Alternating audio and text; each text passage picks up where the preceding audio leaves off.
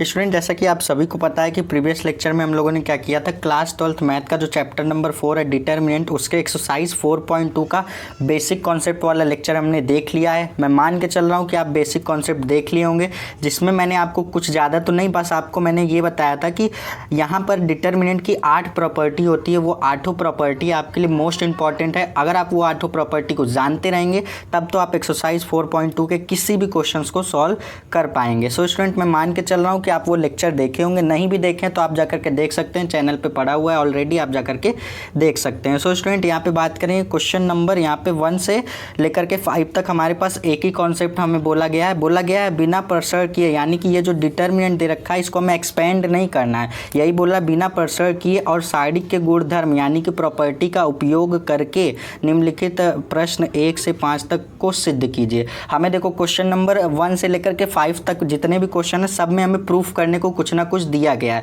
जैसे इस मैट्रिक्स पहले क्वेश्चन की बात करेंगे, इस वाले डिटर्मिनेंट में देखोगे तो हमें बोला गया है कि इसके बराबर 0 प्रूफ करके दिखाओ, और इसको एक्सपेंड नहीं करना है, बल्कि आपको डिटर्मिनेंट की जो 8 प्रॉपर्टी प्रीवियस लेक्चर में मैंने बताया था उस पर डिपेंड करता है ये सारे क्वेश्चन, ठीक है। तो उसी पर बेस्ड हमें ये सारे क्वेश्चन को सॉल्व करने हैं। तो यहाँ पे मैं आपको बताऊँ कैसे सॉल्व करेंगे। हमें 0 प्रूफ करके दिखाना है। तो सबसे पहले तो हम यहाँ पे ये जो डिटर्मिनेंट होता है इसको हम लोग डेल से दिखाते हैं। तो डेल इक्वल टू मैंने लिख दिया। अब देखो हमें करना क्या होगा।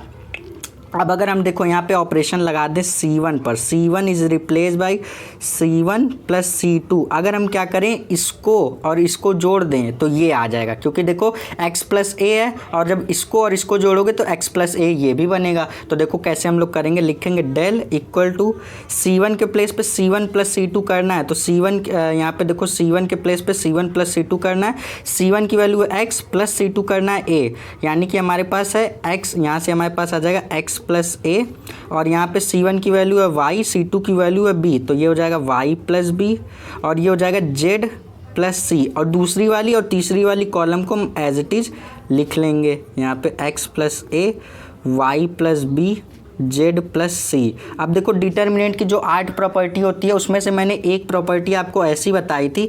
मैंने बताया था कि प्रॉपर्टी ये होती है कि जब भी किसी डिटर्मिनेंट की 2 रो या फिर 2 कॉलम जब सेम हो जाती है तो यहाँ पे डिटर्मिनेंट की वैल्यू क्या आती है, 0 आती है, यानी कि इस पूरी डिटर्मिनेंट की वैल्यू क्या आ जाएगी, 0 आ जाएगी। रीज़न आप देना चाहेंगे तो रीज़न दे सकते हैं। रीज़न आप क्या देंगे, यहाँ पर लिखेंगे सिंस, क्योंकि यहाँ पर C1 यानी कि पहली वाली कॉलम और यहाँ पे आप लिखेंगे और C3 यानी कि तीसरी वाली कॉलम क्या है, समान है, यानी कि इक्वल है। तो यही इसका रीज़न है कि इस डिटर्मिनेंट की वैल्यू 0 हो जाएगी। इसीलिए ये प्रॉपर्टी सारी जो मैंने बता रखा है वो इंपॉर्टेंट है। तो उसी तरीके से नेक्स्ट क्वेश्चन की बात करें, क्वेश्चन नंबर 2 में भी यही करना है। सबसे पहले डेल इक्वल टू हमारे पास इसको मान लिया। अब इसको भी हमें 0 प्रूफ करके दिखाना है। तो 0 प्रूफ करना है तो हम लोग यहाँ पे देखो ऑपरेशन क्या लगाएंगे, यहाँ पे हम लोग लगाएंगे C1 इज रिप्लेस बाई, क्या करें हम लोग C1 C2 C3। अगर तीनों को जोड़ देते तो देखो क्या आएगा, C1 plus C2 plus C3। हम लोग C1 के प्लेस पे C1 plus C2 plus C3 कर रहे हैं। तो देखो क्या आएगा हमारे पास, यहाँ से लिखेंगे डेल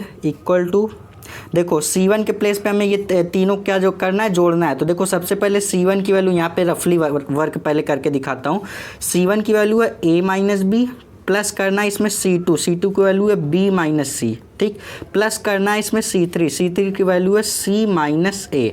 अब इसको आप सॉल्व करोगे ना तो देखो क्या आएगा, A से A कट रहा है, B से B कट रहा है और C से C कट रहा है, क्या आ रहा है, 0 आ रहा है। इसी तरीके से आप यहाँ पे क्या करोगे, ऑपरेशन लगाओगे। तो C1 की वैल्यू आपके पास A minus B, plus C2 करना है, C2 की वैल्यू है B माइनस सी, प्लस C3 करना है, C3 की वैल्यू है C माइनस ए, ठीक। ये हमने C1 की बात कर ली। अब उसी तरीके से इसमें भी बात करेंगे। तो यहाँ पे देखो C1 की वैल्यू क्या है, B माइनस सी, प्लस करना है C2 की वैल्यू है C माइनस ए, प्लस करना है C3 जिसकी वैल्यू है A माइनस बी।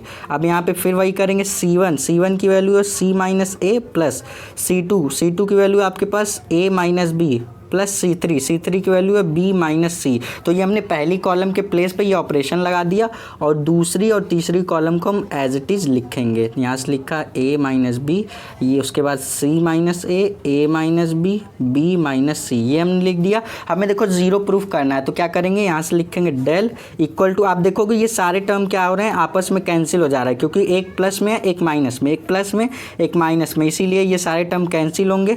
जब कैंसिल होंगे तो ये पूरा पहली पहली वाली कॉलम क्या हो जाएगी, 0 हो जाएगी। बाकी आपको दूसरी और तीसरी कॉलम में कुछ नहीं चेंज करना है, एज इट इज़ लिख देना है आपको, ठीक। बी माइनस सी और यहाँ पे बी माइनस सी, ये हमने कर दिया। अब देखो डिटर्मिनेंट की एक और प्रॉपर्टी होती है। प्रॉपर्टी क्या होती है, हम सभी जानते हैं कि जब भी किसी डिटर्मिनेंट की यानी कि किसी साड़ी की एक पूरी रो या फिर पूरी एक कॉलम ही अगर 0 हो जाती है तो उस केस में डिटर्मिनेंट की वैल्यू क्या आती है, 0 आती है। इसको सॉल्व करने पर देखोगे यहाँ पे इसकी C1 यानी कि पहली वाली कॉलम क्या है, पूरी 0 है। पहली वाली कॉलम की पूरी वैल्यू क्या है, 0 है, तो इसलिए इस डिटर्मिनेंट की वैल्यू क्या आ जाएगी, 0 आ जाएगी। रीज़न देना चाहोगे तो यहाँ पे लिखोगे सिंस C1 के सारे मान क्या हैं, 0 हैं। C1 के सारे मान क्या हैं, 0, इसलिए ये डिटर्मिनेंट की वैल्यू 0 आ गई। ये हमारा प्रूफ हो जाएगा। अब उसी तरीके से नेक्स्ट क्वेश्चन की बात करेंगे। थर्ड क्वेश्चन हमारे पास देखो, इसमें भी यही चीज़ हमें करना है। सबसे पहले डिटर्मिनेंट को हम लोग डेल से दिखाते हैं, तो डेल इक्वल टू लिख दिया। तो यहाँ पे देखो हम लोग क्या करेंगे, इसमें देखो हमें अगर 0 प्रूफ करना है तो इसके लिए भी हम लोग फिर से ऑपरेशन लगाएंगे। यहाँ पे हम लोग क्या करेंगे, दूसरी वाली जो कॉलम है ना, इसको हम तीसरी वाली कॉलम के तरह बनाएंगे। जब दो कॉलम आपस में सेम हो जाएंगी तो ऑलमोस्ट आपकी प्रॉपर्टी से क्या हो जाएगा, उस डिटर्मिनेंट की वैल्यू 0 हो जाएगी। तो यहाँ से हम लोग क्या करेंगे, ये जो C2 है ना, इसको हम सेम C3 की तरह बनाएंगे। तो यहाँ पे ऑपरेशन लगाएंगे C2 पर, क्योंकि हमें C2 पर चेंज करना है। तो लिखेंगे C2, उस C2 is replace by 9C2। C2 में 9 से मल्टीप्लाई करो प्लस C1 से जोड़ दो। इससे क्या होगा कि ये C3 आपका आ जाएगा। कैसे आएगा, अभी मैं आपको करके दिखाता हूँ। लिखेंगे डेल इक्वल टू, तो C1 में तो हमें कोई चेंज नहीं करना है, उसको एज इट इज लिखेंगे हम लोग। अब देखो ऑपरेशन C2 पर लगाना है, ठीक। तो यहाँ पे देखो C2 is replace by 9C2 plus C1। देखो सबसे पहले C2 की वैल्यू है 7, तो यहाँ से लिखा 7 मल्टीप्लाई, इसमें करना है 9, उसके बाद प्लस C1 की वैल्यू है 2। अब जब इसको यहाँ पे आप 9 का मल्टीप्लाई करोगे तो यहाँ पे कितना आएगा, आपके पास आएगा 63, प्लस 2 करोगे तो आपके पास आएगा कितना, 65। तो इसी तरीके से देखो 65 आ गया ना, 65 हमें चाहिए, तो यहाँ पे ये आ जाएगा आपके पास 65।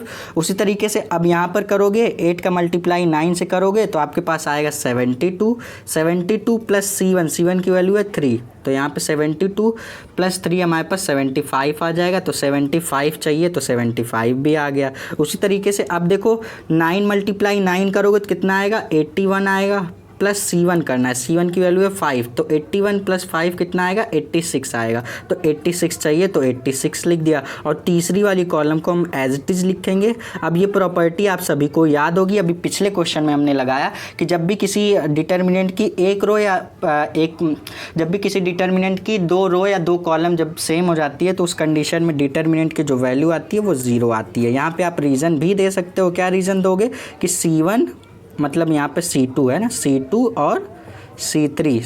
और C3 का मान समान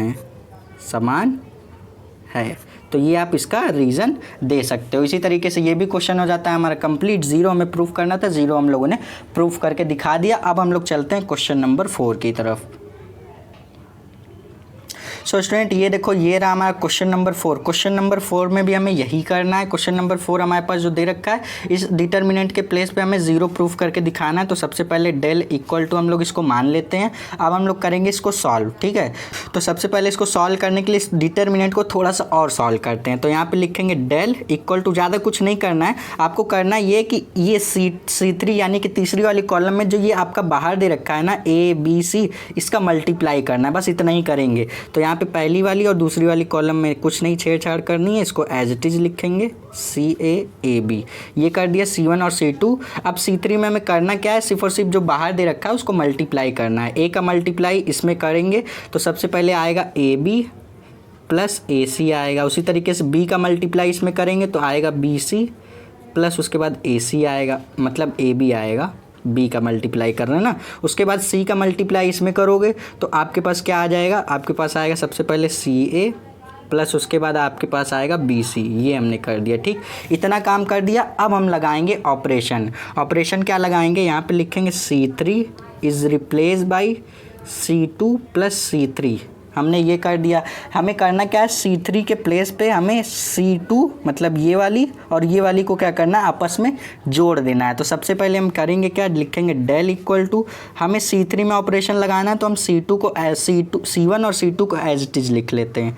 तो ये हो गया C1 और ये हो गया C2, हमने इसको एज इट इज़ लिख लिया। अब ऑपरेशन C3 पे लगाना है तो बात करेंगे C3 पर। C3 is replace by C2 plus C3। C2 की वैल्यू है B प्लस मतलब BC है, ठीक, उसमें प्लस करना है C3 प्लस C3 की वैल्यू है ये, ठीक, लिखेंगे AB प्लस AC। तो इसको हम लोग क्या करते हैं, सीक्वेंस में लिखते हैं। सीक्वेंस में पहले क्या लिखेंगे, पहले AB लिखते हैं, उसके बाद हम लोग BC लिखते हैं, उसके बाद AC लिखते हैं। तो यहाँ पे लिखेंगे AB प्लस BC प्लस क्या आएगा CA या फिर AC, आप ये कह सकते हो, ठीक। उसी तरीके से फिर आपको क्या करना है, इसको और इसको जोड़ना है। तो क्या करेंगे हम लोग, सबसे पहले हम लोग लिखते हैं AB वाले को, क्योंकि सब प्लस में है तो किसी को भी पहले किसी को भी बाद में लिखो, हम ऑर्डर में लिख रहे हैं। सारा आपका क्या आएगा, सेम ऐसे ही आएगा, ठीक, CA। उसके बाद फिर करोगे तो फिर आएगा आपका AB plus BC plus CA। मैंने तीसरी वाली कॉलम के प्लेस पे दूसरी वाली कॉलम प्लस तीसरी वाली कॉलम दोनों को जोड़ करके ये ले आ दिया, ठीक।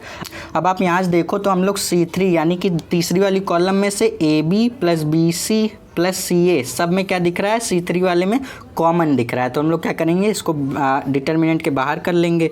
तो डेल इक्वल टू, यहाँ से कॉमन करेंगे तो AB plus BC plus CA, ये हमने बाहर कर लिया। तो पहली वाली कॉलम एज इट इज़ रहेगी, दूसरी वाली कॉलम भी एज इट इज़ रहेगी, और आपकी तीसरी वाली कॉलम में जब ये सब देखो, ये कॉमन होकर पूरा कॉमन होकर के बाहर चला गया, बचा 1, ये भी पूरा कॉमन होकर के बाहर गया, ये भी बचा 1, ये भी पूरा कॉमन होकर के बाहर गया, तो ये भी बचा 1। तो अब देखोगे, हम सभी जानते हैं कि हमारे पास किसी डिटर्मिनेंट की जब 2 रो या फिर 2 कॉलम जब सेम हो जाती है तो उस कंडीशन में डिटर्मिनेंट की वैल्यू क्या आती है, 0। जब इस डिटर्मिनेंट की वैल्यू 0 आएगी तो 0 का मल्टीप्लाई इस पूरे टर्म से होगा, तो ये क्या हो जाएगा, ऑलमोस्ट पूरे 0 हो जाएंगे। तो इसको हम लिखेंगे डेल इक्वल टू, हम लोग इसको लिख देंगे 0। तो ये आप सभी का हो जाएगा आंसर। रीज़न आप देना चाहेंगे तो रीज़न दे सकते हैं कि C1 और C3 की वैल्यू क्या है, समान है, इसलिए डिटर्मिनेंट की वैल्यू क्या आ रही है, 0 आ रही है। किसके, प्रॉपर्टी के अकॉर्डिंग, ठीक। मैंने जो 8 प्रॉपर्टी बताई थी मोस्ट इंपॉर्टेंट है, आप लोग उसको ज़रूर से जा करके देखना। अगर अभी तक नहीं देखे हो तो रामबाण है, समझ लो, पूरे सारे ही क्वेश्चन आपके उसी प्रॉपर्टी पर बेस्ड हैं। तो जितने भी क्वेश्चन मैं आपको करा रहा हूँ सब प्रॉपर्टी पर बेस्ड क्वेश्चन मैं आपको करा रहा हूँ, क्योंकि उसी टाइप के क्वेश्चन आपके बोर्ड एग्जाम में पूछे भी जाते हैं, ठीक। तो ये क्वेश्चन हो गया हमारा पूरा कंप्लीट। अब हम लोग बात करेंगे क्वेश्चन नंबर 5 की। क्वेश्चन नंबर 5 में हमें देखो, क्वेश्चन नंबर 1 से लेकर के 5 तक हमें सब में सिद्ध करने को ही दिया गया है कि लेफ्ट हैंड साइड बराबर राइट हैंड साइड प्रूफ करके दिखाओ। जैसे डिटर्मिनेंट दिया था 0 प्रूफ करके दिखाओ। अभी तक क्वेश्चन नंबर 1 से लेकर के 4 तक हमें यही दिया गया था कि डिटर्मिनेंट दिया जा रहा था, उसके बराबर हमें 0 प्रूफ करना था। लेकिन क्वेश्चन नंबर 5 में देखो क्या दिया है, एक डिटर्मिनेंट दिया गया है जिसके बराबर हमें ये प्रूफ करके दिखाना है। तो यहाँ पे हम LHS और RHS वाला कॉन्सेप्ट लगाएंगे।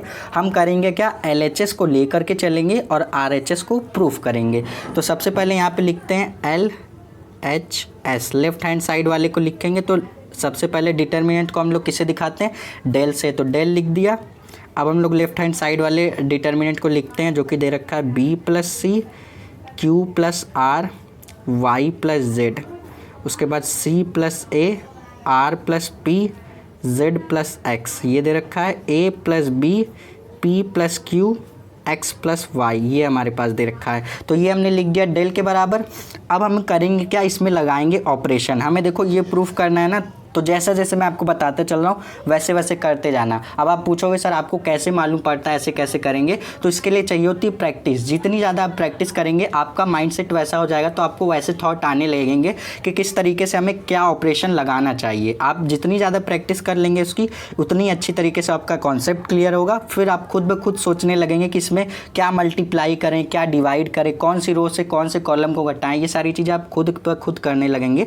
लेकिन इसके लिए ज़्यादातर चाहिए होती है प्रैक्टिस। तो प्रैक्टिस आप करते रहिए, आपको खुद ब खुद ये सारी चीज़ें आ जाएंगी। तो फिलहाल बात करेंगे क्वेश्चन को कैसे सॉल्व करेंगे। तो सबसे पहले हम इस पर लगाएंगे ऑपरेशन। ऑपरेशन हम लगाएंगे R1 पर, लिखेंगे R1 is replace by R1 minus R2 minus R3। अगर हम लोग क्या करें, पहली वाली देखो हम रो में बात कर रहे हैं ना, तो कॉलम में नहीं बात करेंगे, ठीक। रो में बात कर रहे हैं, अगर हम पहली वाली रो के प्लेस पे ये R1 minus R2 minus R3 तीनों को माइनस करें तो देखो आएगा क्या हमारे पास। सबसे पहले यहाँ पे एक रफली मैं आपको करके बताता हूँ। यहाँ पे डेल इक्वल टू लिखेंगे। अब यहाँ पे रफली करके बताता हूँ। R1 के प्लेस पे हमें ये क्या करना है, R1 minus R2 minus R3 करना है। तो R1 की वैल्यू है B प्लस C, इसमें माइनस करना है R2, R2 की वैल्यू है C प्लस A, माइनस करना है R3, माइनस करेंगे R3 की वैल्यू है A प्लस B। अब जब आप देखोगे यहाँ से क्या क्या कैंसिल हो रहा है आपका, तो देखो C से C कैंसिल हो जा रहा है आपका। उसके बाद देखो स्टूडेंट यहाँ पे एक छोटी सी मिस्टेक है, जैसे हमने क्या लिखा, R1 लिखा तो B प्लस C लिख दिया, R2 है C प्लस A, लेकिन माइनस का जब मल्टीप्लाई होगा तो ये हो जाएगा C माइनस A हो जाएगा। उसी तरीके से अब R3 की वैल्यू B प्लस C, मतलब A प्लस B है ना, तो माइनस से मल्टीप्लाई होगा जब अंदर, तो ये माइनस A माइनस B हो जाएगा। अब ये हमारे पास करेक्ट है बिल्कुल। तो देखोगे C से C तो हमारा कैंसिल हो जा रहा है। उसके बाद B से B भी, क्योंकि यहाँ पे प्लस में B है, यहाँ पे माइनस में B है, बच रहा है माइनस A, तो यहाँ पे माइनस A माइनस का 2A हो जाएगा। तो यहाँ से ये आ गया माइनस का 2A। तो सबसे पहले हम लोग R1 के प्लेस पे लिखेंगे माइनस का 2A।